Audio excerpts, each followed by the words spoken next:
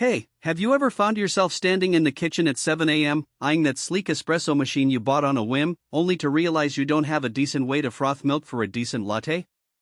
I've been there trying to cheat the coffee shop vibe at home, juggling a kettle, a whisk, and a microwave, and still ending up with a flat, uneven foam. That's why I wanted to test the commercial electric milk Frother 2500W steam boiling water machine before I told anyone else whether it's worth the countertop space and the price tag. Link is in the description if you want to check the product details on Amazon. First off, the hesitation many of us feel isn't just about the price. It's about committing to a piece of equipment that sits on your counter forever, and whether it actually does more than just look good. With this machine, you're getting a 12-liter water tank, a milk frothing wand, and an LED display that promises to simplify everything from espresso shots to tea steeping. My goal was to see if those promises translate into everyday convenience or if they're just marketing fluff. I started by plugging it in and filling the tank. The 12-liter capacity is a double-edged sword. For a household that drinks multiple cups a day, it certainly means you won't be refilling every 10 minutes.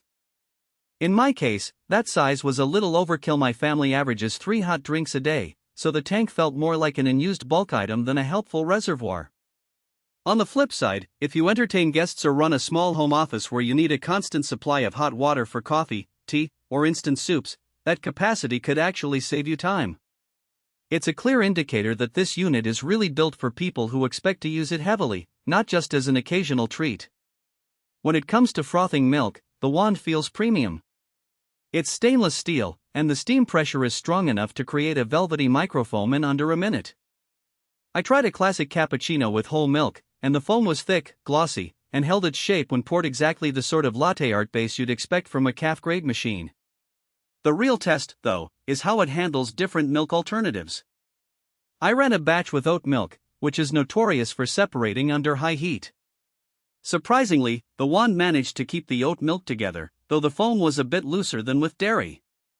If you're a vegan or lactose intolerant, this tells you the frother can handle plant-based milks, but you'll need to accept a slightly thinner texture. The LED display is another area where reality meets expectation. The interface is simple. You select the temperature, the volume of water you want, or hit the froth button. It lights up bright enough to be seen from across the kitchen, which is handy if you're juggling a pot on the stove and a coffee maker.